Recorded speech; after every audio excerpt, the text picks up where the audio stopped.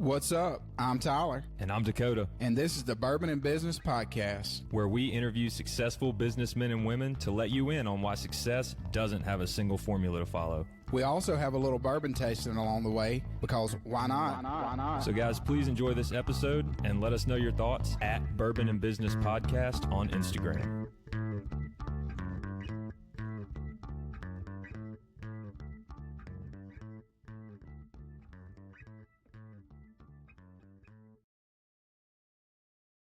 Coming to you from the Bourbon and Business Studio, I'm Tyler. And I'm Dakota. This is the Bourbon and Business Podcast. Tell everybody how you're doing this afternoon, Dakota. I have been better, Tyler. I think we recorded one episode where you had the flu, and I'm pretty sure I have the flu now. So it's only fair. Yeah, well, it works out like that sometimes. But we're glad to see that you're still alive. You look well. So I am here. Well, on today's episode, I will not be tasting a bourbon as normal, so I'm not going to give you my off-the-cuff opinion, but we will let Dakota give his opinion on what are we sipping on, Dakota? Today we're sipping on a bourbon. It's called Forbidden. And full disclosure, I'm not sipping on this because I'm sick and I value my health and I don't want this to last any longer than it has to. This is intentionally crafted to be bold and elegant. The master distiller is Marianne Eves. And I believe if you look it up, she's the first female master distiller. I think that's right. And that's why it's called Forbidden, because females for the longest time weren't allowed to be master distillers. And it was kind of like this glass ceiling that she shattered. So, and I'm not going to lie, it's pretty daggone good. So kudos to her. I was wondering if we were going back to the Apple or something. No. I didn't know what to play on that. So glad you cleared that up. Yeah, we're not. No, I didn't know if they were accepting responsibility for that. Yeah, I wish, but no, they're not. Anyway, our guest today is Dr. Craig Moffett, founder and CEO of Doctor's Inn. Dr. Moffett, welcome. Glad to be here, guys. Glad to have you. And we want to give a shout out to two of our sponsors, Cheers Vineyard and Gluckstadt. If you want a bottle of that Forbidden, go pick a bottle up. And then the AC Hotel in Ridgeland, Mississippi. We didn't go there today because we didn't want Dakota spreading the flu with people. So I'm sure that they appreciate that. But if you're looking for a place to stay in the Ridgeland, Jackson metro area, that is the place to stay. It is phenomenal views. They got a great bar. And then just the hotel itself is a great place. So, no doubt. Well, Dr. Moffett, we appreciate you coming on. We like to always start this podcast. Just give our listeners your background, where you're from, and then how you got to the point of starting. I believe it's called, is it the Doctor's Inn? Is that right? Yeah, we have Doctor's Inn Care Homes and Doctor's Inn Real Estate, but the main umbrella is Doctor's Inn. So. Okay, well, perfect. We'll let you take it away here. Awesome. So, like I said, Craig Moffett, by primary trade, I'm a family medicine physician. I do a lot of geriatrics, medical director of several long-term cares and skilled nursing facilities, small town medicine. I do, hospital clinic in a small area, a little bit of everything.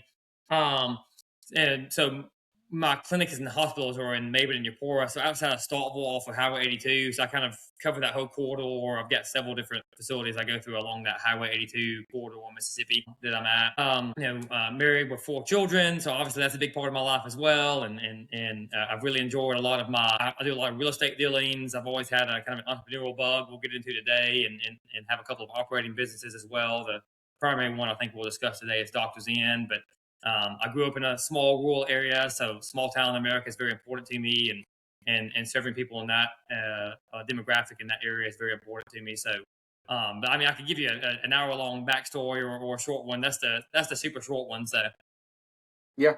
Well, tell us a little bit about Doctor's Inn. So, what all? I know you said there's several things you got going on there, but what all does that entail? So, what Doctor's Inn Care Homes is for right now it's a personal care home operating business. So we own the real estate and the operating side. You've seen assisted living care homes is kind of on the rise right now. It makes sense financially, which is why you're seeing more of it. A lot of people are trying to invest in it because if you look at the mismatch between silent generation, so average age is 83 years old in America. That's currently silent generation. It's about to be baby boomers. There's 20 million more baby boomers than all silent generation. So a lot of people much smarter than me are putting money into this, which is not necessarily why I got into it. While I do expect to return a profit, But so a lot of people have kind of heard in general about assisted living or personal care homes because that is kind of a hot topic, investing topic right now. If you listen to Bigger Pockets or whoever you listen to, they may have mentioned something in this round.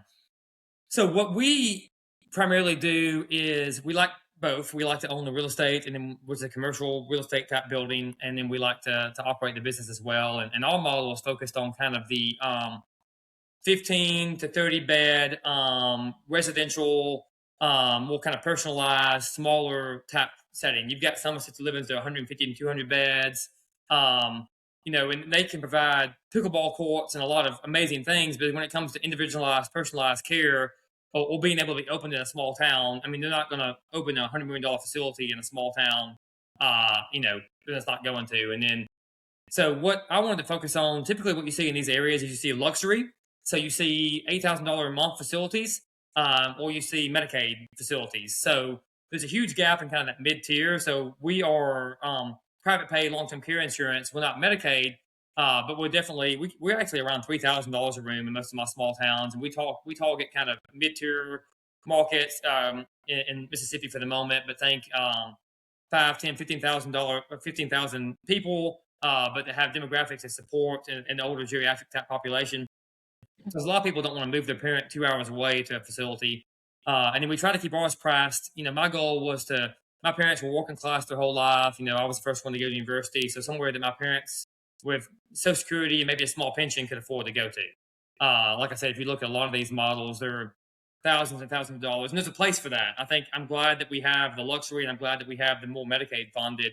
But for right now, we're trying to capture that kind of mid-tier market, smaller to mid-sized town area, and that's kind of where our primary focus has been. And obviously assisted living, so people who might need a little bit of assistance with eating or toiletrying, or maybe they have mild dementia, they can do most stuff themselves, but they're at fall risk. So that's kind of the people that we would service. So, well, and tell our listeners a little bit about, because I know obviously I have firsthand knowledge of this. Full disclosure, my wife is a pediatrician, and so I know that you spent a lot of time in medical school and then your residency, and you got all the medical training there, but then you go out and you start your own business. What was that transition like, going from the medical background, all the training you got there, that now you're running a business as well on top of yeah, that? and still doing the full-time doctor thing. Yeah. So, I've always kind of had outside interest. I think a lot of it originally came from, if he was going to go dive in and have me do my whole personal story, is stability, whether it be financially or kind of just in general. So I've always wanted to have multiple streams of income, and I've always kind of had a bug to kind of create, especially for a small business in small town America, because that's kind of where I came from. But I also always wanted to be a physician. I had a lot of medical issues as a child, and kind of, we could go through that as well. But so I knew kind of growing up that I wanted to be able to help people. I enjoyed studying, as crazy as it is, I enjoyed studying and learning things in math and science. So I kind of went the doctor route, but I always kind of knew that I wanted to create, develop, and kind of had some of my own projects as well. For instance, I started real estate investing while I was in residency. My wife and I flipped a home while I was working 90 hours a week. She was pregnant. She was painting, 8 months pregnant. And, we made a little bit of money off that. And that's kind of stuck, caught my entrepreneurial bug. But ultimately, I knew that I wanted to create some value for others. I wanted to create something that my kids could get involved in. I can't really take my kids to the office with me to go see patients, but with this care home, where I do not provide personal medical care to these patients. That's separate, so I don't, they can go and hang out with the elders, and they can go do events with me. They can go do a singing or a ballet performance there. So it's something that I can do with my family. And that was very important to me as well, is to create something that would provide value to communities, but also be a business that I could do with my children as well. But it's been, I think I kind of went away from your question. You were like, how did I start it? In med school, I think if it teaches you anything, it teaches you hard work and how to crazily work 80, 90, 100 hours a week. So, still work a lot as a doctor, but not quite that much, and kind of use some of my real estate experience to kind of understand that component of the business. And just read a bunch of books. Every night I read 15, 20 pages of a book, and through several years I've read several business books and entrepreneurship books, leadership books, and spoke to others that did it. We can kind of go through what caught the bug there, but you have to have as a busy professional, you have to have good systems in place. You have to have good managers and directors. You have to be able to delegate. If I wasn't able to delegate, then there's no way I'd be able to do this. I probably answered your question with 3 different answers. If you want to go in any of those directions, let me know. Well, I would like to talk about, so you mentioned some books that you read in the delegation part, because we hear that a lot, busy professionals, a lot of them, and successful professionals, they have a lot of things going on. Usually a lot of times it's not just one thing they're doing. They may be operating in a business like you're doing, and then also running the business. Where did you find the information, or how did you begin to delegate that to make your life a little bit easier as a business? So I first started because I was driving a lot back and forth to hospitals and various things with podcasts like this, educational podcasts. Primarily, it first started with real estate and investing podcasts. And then from there, I went to more business podcasts, or operational stuff. I still primarily listen to a lot of real estate stuff, but I moved on now to a lot more kind of businessy type stuff as well. In particular, well, I don't have to, if you want to name some, I can, but there's a lot of great ones out there, y'all being one of them. So it kind of started with that, and I've always been a reader. So, a lot of times these podcasts would suggest books, or either I would, before ChatGPT, I would Google, best 10 entrepreneurship books for those who or have a busy career or whatever it may be. And, but, I knew that I was going to have to delegate, and to delegate, you have to be able to find people that are going to be able to do. I've never really focused on my weaknesses. I think that I should focus on my strengths and get someone else to work on my weakness. Even before I read books that told me that. A book I've read a couple of times is Buy Back Your Time, Dan Martell. He's big on that type of stuff, and there's a bunch of other entrepreneurs that are big on that. So I think that I just kind of early on knew, like, hey, I'm good at visioning. I'm good at networking. I understand the need for it. So if I can find a project manager or an executive director who's going to be able to do, sorry, that's one of my children, who's going to be able to do the other side. And we can kind of get into the delegation thing there, but I think that just kind of education, understanding my weaknesses, and it's kind of what helped me understand what I was going to need. Yeah, well, I think that's a huge thing. We hear that a lot. I mean, most founders, most entrepreneurs are, like you said, they're good at the vision, they're good at the networking, but a lot of times all the admin tasks and the things that need to get done, they find people to delegate that to. And I think that anybody that's listening to this, you may be chained to your desk working, after you get off of your job, because you're running the business at that point. That is, eventually can free you. You can find the right people that you can trust to do that. So I think that's a great thing there. No doubt. And Dr. Moffett, for sure, don't apologize for your kids. We both have young kids too, so you can probably hear mine in the background screaming at some point as well. Because I have 4 young children. So. Well, you got me beat on that. Yeah, you got both of us beat there. Maybe combined we can match you up. But look, I do want to dig into your personal story as well, because I know that's a huge part of why you said you went into finding the multiple streams of income and what you want to do and how you like to achieve and things like that. So tell us a little bit about some of the things that you've had in your life that you've had to overcome. And I think everyone has a lot to overcome. So I never like to do the, compare and contrast and win game of who overcame the most. Obviously, I had one of the biggest privileges in that I had 2 loving parents. They weren't educated. They, didn't have high-paying jobs or anything like that, but they were involved. And I think that's probably the biggest privilege anyone can have. But yeah, so grew up, we're talking 25 miles away from a grocery store. There was a gas station a few miles away that would sell a gallon of milk at double what Walmart would sell it for. But, grew up in the middle of nowhere, went to a very small, underserved school. I was born with a lot of anatomical defects of the mouth and tongue, struggled with feeding and eating, had multiple surgeries, didn't really have the surgery that kind of corrected my anatomical issues until age 6. So I really couldn't start working on speech until that point. So obviously struggled with that. And I was diagnosed with ADD younger. And then later on, they found out that I also had what they called back then Asperger's syndrome, which would be more of a mild autism spectrum. I also had dyslexia, dysgraphia. So I struggled a lot early on in school from a combination of processing disorders. And then also, we still struggle with that, unfortunately, even today, 30 years later, with resources, especially in Mississippi, we need more of those. But back then, in a small school, there was zero. We didn't even, how to get diagnosed, and my parents didn't know anything about it. Like I said, luckily, they cared to try to help me with my homework. But, so I struggled in school a lot, almost failed a few grades, didn't quite fail one, but almost did. And then, they would, give those state tests and like, oh, he scored, 99.9 percentile in math. Maybe he's not on the completely learning disability side. Maybe there's something else there. I'm gonna be careful with how I phrase that, because I mean, everyone, just because you don't do good in math or reading, I mean, that doesn't mean you'll have other value that you can provide. Mm-hmm. And actually now I would say I'm a very good reader, but I definitely was not early on. And like I said, went to a small area, didn't really have, a father that was an entrepreneur or physician or anything like that. Hard worker. I always like to say I come from a family of hard workers, and that's kind of what my lineage is there. He always worked, multiple shifts, multiple jobs. My mom would pick up odd jobs trying to help us out. And they both actually now have degrees. My mom graduated the same time I did.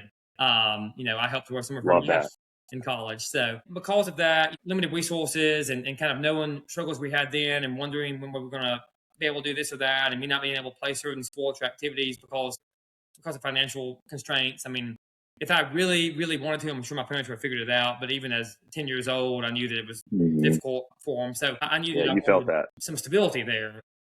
Yeah. So to me, initially, finance and business was really more just of stability and safety than it was anything else. Well, and I'm glad you touched on that there. I think that's a very important thing for a lot of listeners to hear, because there are, as a child, I was also diagnosed ADHD and dyslexia and things like that. I didn't know that, Tyler.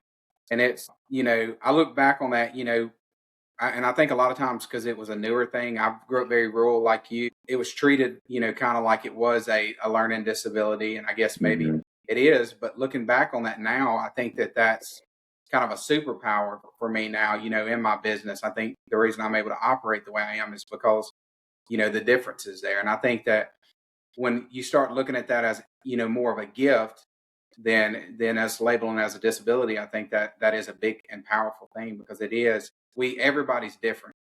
Everybody learns different. Everybody processes things different. And just because it's different doesn't mean it's necessarily a bad thing. And I think a lot of times it gets portrayed as a negative thing. And I think that goes back to kind of what I was talking about, weaknesses versus strengths. I mean, I think that, that's why I don't really focus on my weaknesses. I mean, if you look at innovative CEOs, Steve Jobs, Elon Musk, they all have processing disorders. And it teaches you to think a different way. So like with my ADD thing, a lot of people are like, well, work on focusing and organization. I almost kind of let my ADD run rampant to a certain point. I do better with 10 different things going on at a high level. I don't do good at details. So I try to have 10 projects going on that I start, and then I try and get someone else to finish them, because I'm really good at kind of that thinking about different things and envisioning and kind of quick thinking. I'm really good at like quick problem solving. But if you're going to ask me to like project manage, I mean, absolutely, I cannot keep up with a spreadsheet. Even with AI, I mean, I can't even tell ChatGPT what I want it to do for a spreadsheet. I can't do it. Well, since you touched on ChatGPT earlier as well, let's dive into that a little bit and how that's impacting the medical field. What have you seen there? What are you seeing, as far as how it's impacting the ownership side of things as well as the actual practice side of things? It's so much, even with like the care homes, we haven't really utilized a whole lot yet because we have smaller homes, but there's now a wearable technology where AI can help detect falls. It's going to be able to help detect heart failure at an earlier point before you get symptomatic and have to go to the hospital. I mean, there's a lot of tools that are starting to come out that we haven't really utilized a whole lot yet. With note taking for doctors now, a lot of times there's AI in there. Now, there's a lot of concerns I have about it too. I utilize it, but it's definitely not my words and exactly how I would think. It kind of captures everything, but it does kind of phrase it differently, or kind of not focus in on what I would have thought it was focusing in on. So, I mean, you still got to watch it. I've got some friends that are physicians that are kind of really involved in ethical AI use in medicine and making sure that it's done appropriately and represents what physicians and patients and everything need in their best interest. But, that's a whole 2-hour long podcast by itself. But I think I have a lot of hope for it, but also have a lot of concern when it comes to artificial intelligence. I mean, I use ChatGPT all the time for my own personal businesses, or to create quick contracts, to analyze something real quick. If I'm going to go into a new market, to analyze demographics of the market and the recent sales of similar businesses in the market. And I mean, it's phenomenal. But, so. Yeah. Yeah. I mean, just like with every new technology that comes out, there's going to be a scale of people, and you got, the people who are going to be like the naysayers, I'm going to call them. And then there's the people who are just like worshiping it almost, you know what I mean? And most of us tend to fall somewhere in the middle of that scale. And we're like, yeah, it's cool, not really sure about it, and until we just, I guess time is probably going to be the thing that kind of works out those kinks to where everybody kind of adopts like a one certain type situation where it's like, oh yeah, 100% that's what this is used for, because there's just too many variables right now to account for to guarantee that, like, yeah, we can use this at all times and it's, like you said, 100% accurate. That's just not the possibility. But I do think that you need to start using it in some form because you're going to be left behind. I mean, don't go listen to Diary of a CEO where they had the guy from Caltech on or wherever it was. We may all die from AI in 7 years, because that really freaks me out. But even he was like, I mean, you need to be using it because, I mean, I think let me phrase it to all the naysayers this way. If we do all die from AI, wouldn't you like to be at least a little prepared for how to possibly fight back? Yeah. Versus just completely unaware. Just unplug it from the wall. Yeah. Hey, so one thing I'm curious about, because we are, I mean, so much has changed in the past 20 years and it's even changing at a faster rate now. What are some changes in medicine y'all are seeing, and what do you think like the outlook the next 10 years is going to look like? I'm definitely not the medical AI expert. I mean, I try to stay abreast of all of it, and with my large system I work with, we do utilize some of it. I think it's going to be wearable technology. I mean, you're already seeing it sold directly to consumers, but it's going to start syncing to the medical record so that your doctor knows real time what your blood sugars, your blood pressures, everything are. The AI model is going to predict and going to flag to the doctor like, hey, we think so-and-so patient may have a heart attack in 5 days based off these measures that we're getting. We recommend you bring him in. So I think we're going to see a lot of that, more predictive technology. And the question is going to be, is it going to be equitable? Is it going to be all insurance is going to cover it? All patients are going to have access to it? And not all data is good data. So, I mean, is it going to lead to more procedures and stuff than would be necessary otherwise? Privacy concerns. Yeah. And then you get the whole like implantable type stuff. And is that, what does that lead to? And then you get to nanotech and neurotech. And I mean, once again, I'm not an expert there, but you can get but I do think, in short, that it could completely transform it. I mean, it could completely, it could increase not only lifespan of people, but also the quality of life, which is, I do a lot of hospice and elder care. So I'm all about quality of life. I mean, if I'm 100 and I can't go to the bathroom, I don't want to be here. But if I'm 100 and walking around, I'm fine with it. So I think that it's going to, by preventing disease and catching stuff early and getting technology that keeps you from falling and breaking bones, I think that we're going to be much more functional longer into life, assuming AI doesn't take over. Man, nanotech is fascinating to me. I would love to do like a 3-hour podcast on nanotechnology and what the future implications of that are, because that's like, AI is cool, but you have to have some type of input to like make it useful. But like nanotech is obviously if you've ever seen a Marvel movie, that's what Tony Stark's suit is made out of. It's nanotechnology, which recreates or whatever, which isn't, I mean, that's like a movie version of it. That's Hollywood some version. Of Elon's companies are looking at that stuff. Yeah. I mean, it's got the ability to completely remodel a car if you get a scratch on it. It's got the ability to, no more messing up your computer screens because nanotech heals itself. It's got, if you get a huge slash in your arm, it's stitching you up from the inside out so you don't have a scar anymore because the seam is so tight. Like it's got all kinds of implications to it. But Tyler, I'm sorry, I think I interrupted the question you were going to ask. No, I was going to say I'd have a lot of information to add to that episode. So whenever we do, I'm not the expert. So. Me either. Tyler's our resident expert. Right. Well, one question I have for you. So, I think this gets looked over a lot, and we've actually, not that I can remember, had anybody come on the podcast that does deal with like elderly care. Mm-hmm. What advice would you give our listeners? Maybe they are in their 30s, in their 40s, in their 50s, and maybe they haven't thought about, I do need to prepare at some point for, what my life would look like if I had to move into assisted living or something like that. What things do they need to look for? And, what are things that could help them if, they have to transition to something like that? But first, the 30 and 40-year-olds definitely need to go ahead and make sure their parents have it done because they're going to be dealing with it if they don't. I mean, everyone needs to have an advance directive, healthcare power of attorneys, estate planning if they have enough for an estate planning. But I mean, you need to have all that stuff figured out. No one buys long-term care insurance anymore.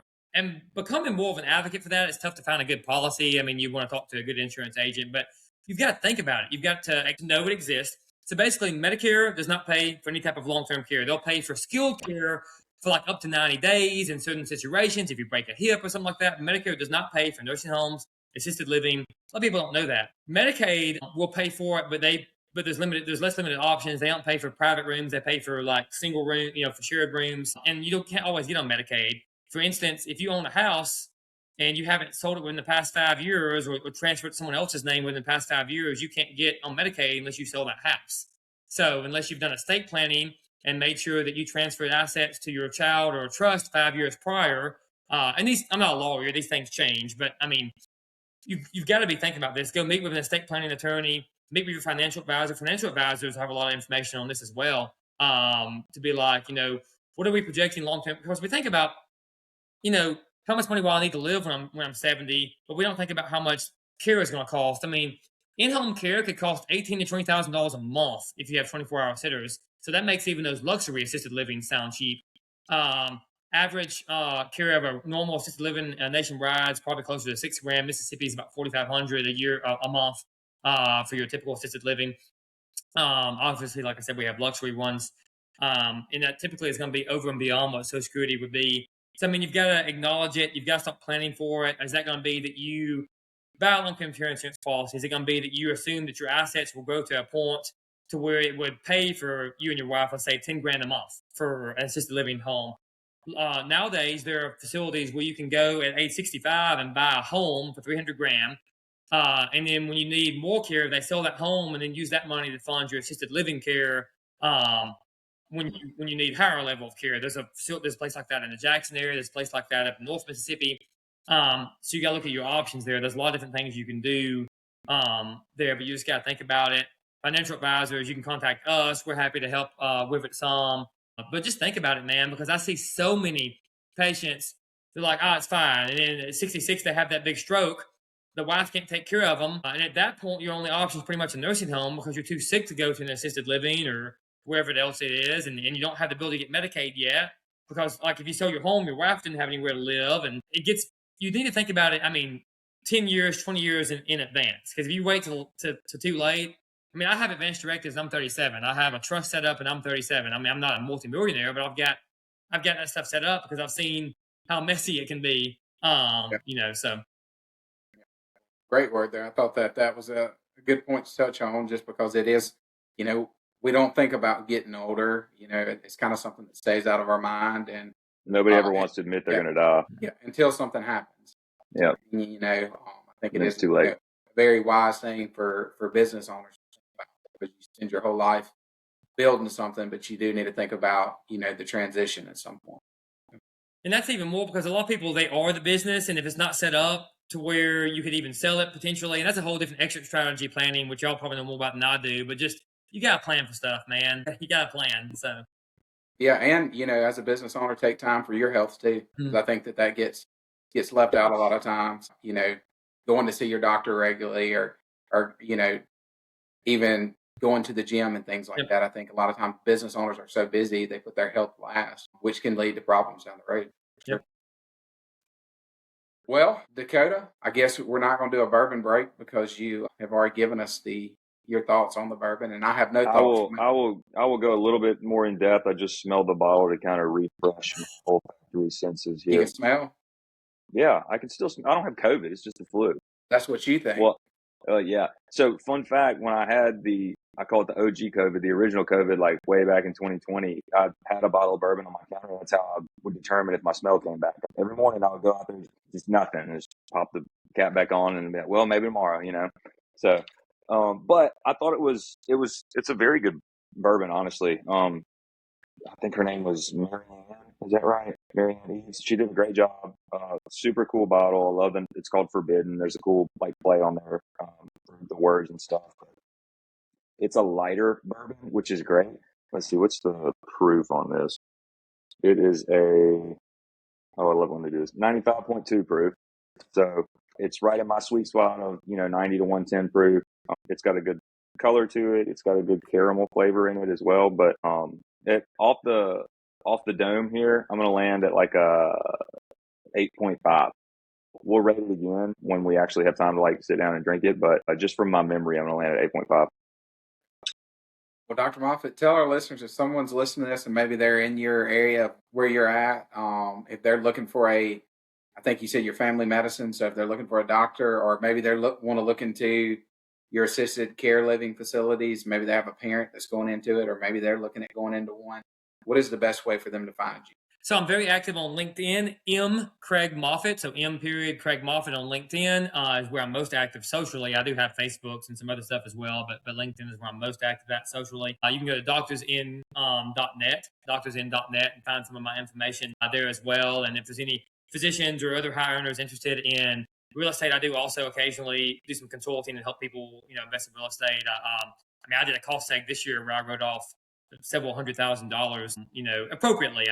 Through bonus depreciation, so there's a lot of, I really love talking about that too. So elder care, physicians investing in real estate, or if you just need a doctor in the Starkville area type thing, I'm happy to connect and do whatever. So. And that's Doctors Inn, INN, right? Yes, like a hotel. Like a hotel. Yeah, you're good. Okay. Well, to our listeners, however you stream this podcast, if you would give us a rating and follow us on social media.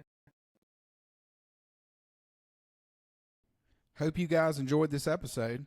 If you have any feedback or would like to be featured, reach out to us at bourbonandbusinesspodcast@gmail.com.